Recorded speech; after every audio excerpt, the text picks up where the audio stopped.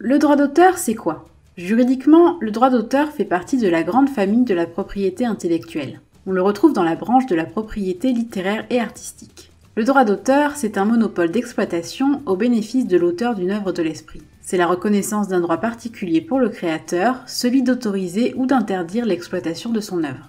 D'accord, mais alors, comment on définit une œuvre de l'esprit? C'est une création qui doit réunir deux conditions. Être une création originale, c'est-à-dire porter l'empreinte de la personnalité de l'auteur ou de l'autrice. Être aussi une création de forme, c'est-à-dire ne pas être qu'une simple idée, mais être mise en forme et réalisée. Le droit d'auteur, vous l'aurez compris, c'est un droit très personnel, puisque l'on considère que l'œuvre est le prolongement de la personnalité de celui ou celle qui l'a créée. Le droit d'auteur a une particularité, c'est un droit bicéphale. Oui, il a deux têtes, qui se composent du droit moral et du droit d'exploitation. Le droit moral, c'est le droit de paternité, l'auteur peut exiger que son nom soit associé à son œuvre, le droit au respect de l'œuvre, l'auteur peut contester toute modification qui dénature l'œuvre, le droit de divulgation, seul l'auteur peut décider du moment où son œuvre sera portée au public, le droit de retrait, un auteur peut décider de faire retirer du marché une œuvre publiée, mais devra dans ce cas indemniser l'exploitant de l'œuvre. Le droit moral est perpétuel, inaliénable et imprescriptible.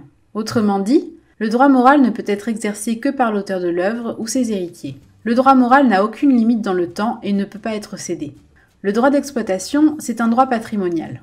Autrement dit, l'auteur peut céder le droit d'exploiter son œuvre à un ou des tiers en contrepartie d'une rémunération sur les ventes. Le droit d'exploitation, c'est un droit de reproduction qui permet la fixation matérielle de l'œuvre, un droit de représentation qui permet la communication de l'œuvre au public.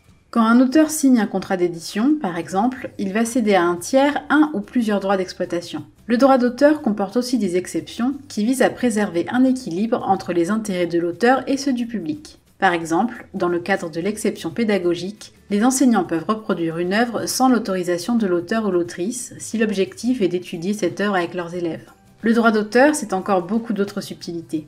Mais voilà pour les grandes lignes.